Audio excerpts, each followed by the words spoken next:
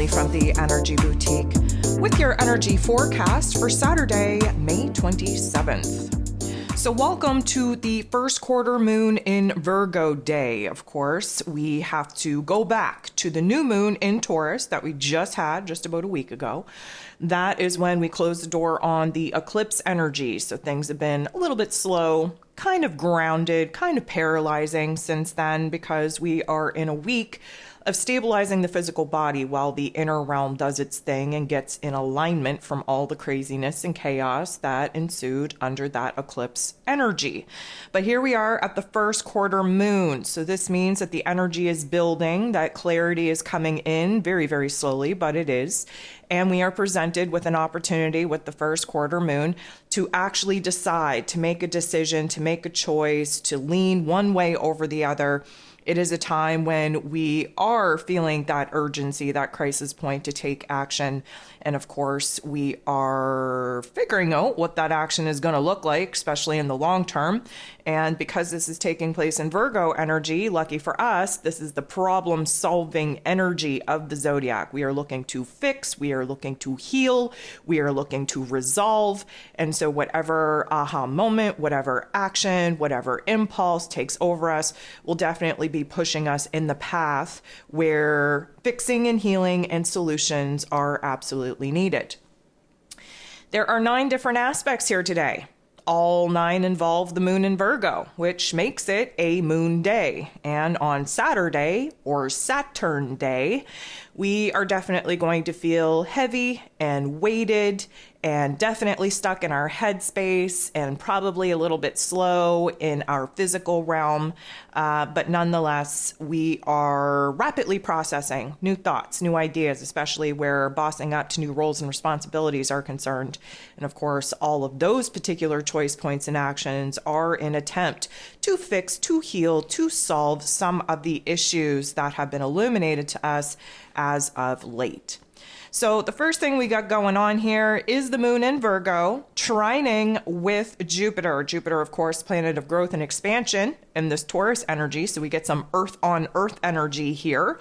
Now, this is, again, another reason why we are feeling very present, very here and now, very heavy and weighted in our physical bodies and our physical circumstances because of all the earth energy.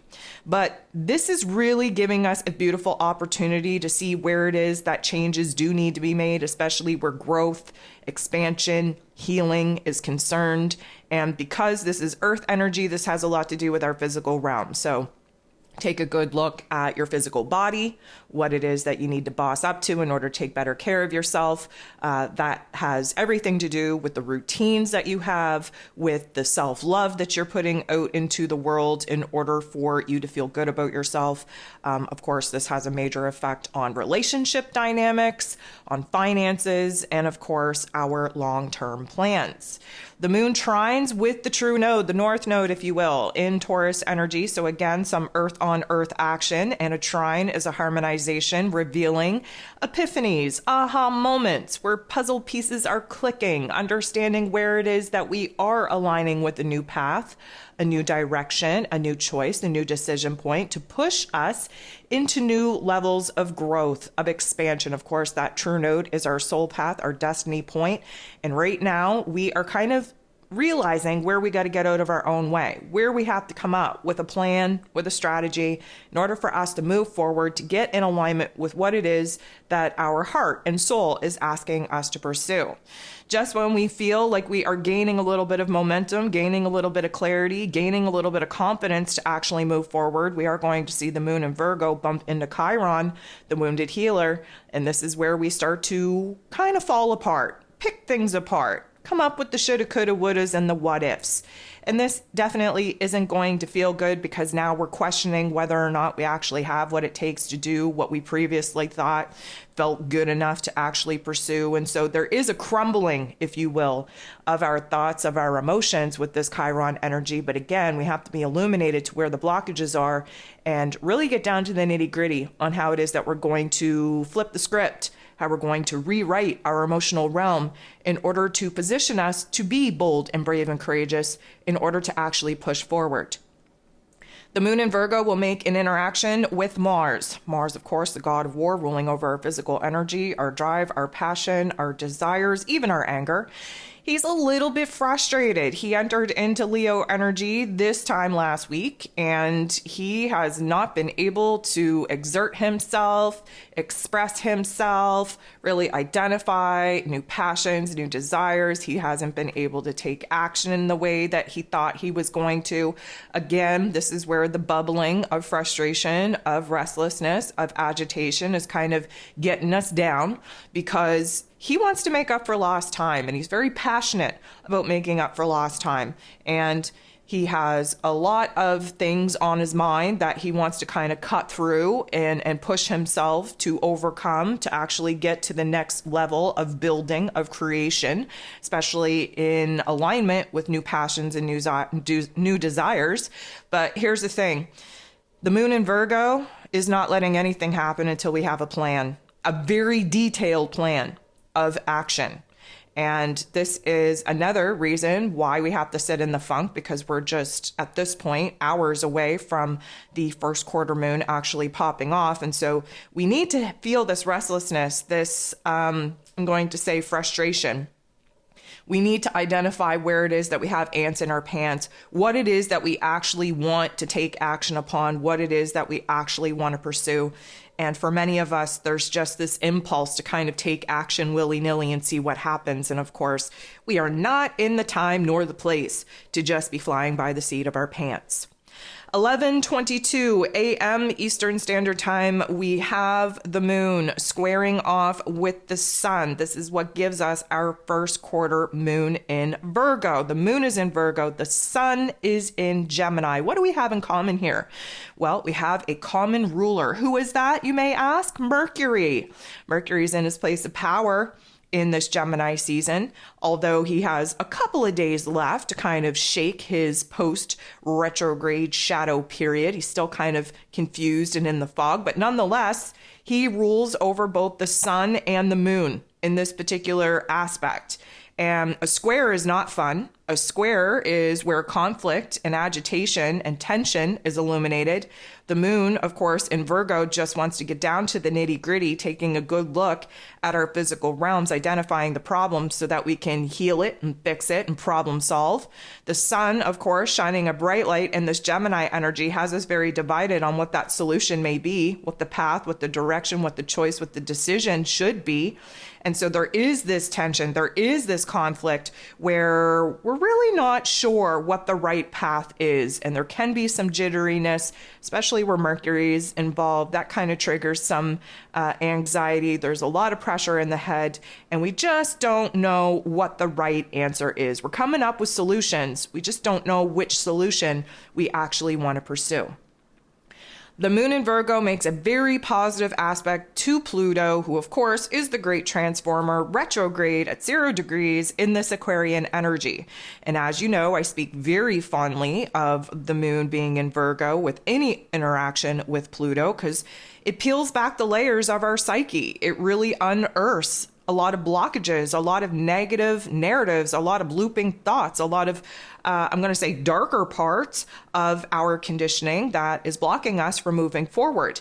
And this is a positive interaction, which means that this aha moment, this kind of revelation, this new awareness is definitely going to transform our emotional state into something more positive, and of course our mental state as well. And when they kind of walk hand in hand together, that's a pretty good indication that we are doing the work. We are kind of in our inner realm processing the highs, the lows, everything's in between, and it is working because we are seeing things differently. And of course, that is the truest initiation of where change actually takes place. The moon will semi-square Venus, though, and this doesn't feel so good. Venus, of course, the goddess of love, beauty, worth, pleasure, money, and this Cancer energy nearing those final degrees, really putting the pressure, the intensity on recognizing and realizing where it is that we kind of have to get back to a more basic way of taking care of ourselves, not only in our physical realm, but in our emotional realm as well. Of course, the mind is spinning. We are analyzing our relationship dynamics very, very carefully, understanding that many people in our lives right now aren't reciprocating the same kind of love, attention, and energy as we continue to pour into them. And although that we want to rise to the occasion and take care of the people that we love, that we may have to kind of examine our energy exchange, that relationship dynamic, and kind of pull the reins back a little bit. Now, this is definitely going to trigger some not so good thoughts and feelings, especially as we reanalyze our relationship dynamics. But again, we have to identify the problem before we can attempt to fix it. And that is what the moon in Virgo is attempting to do. The moon in Virgo will directly sit across from and oppose Saturn, the Lord of Karma, ruling over structures, foundations, roles, responsibilities over there in that Piscean energy.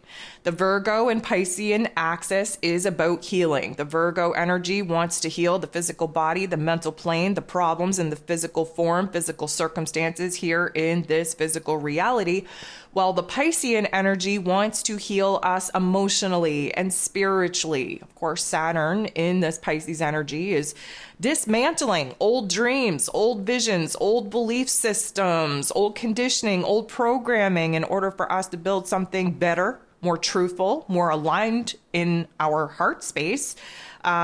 And fill the gaps, fill the voids of the things that we're currently removing in our lives. Now, I will say that this is probably going to bring a little bit of a negative Nancy, Debbie Downer type of scenario, situation, circumstance, narrative to the forefront, because we need a little bit of a reality check, if we're being honest.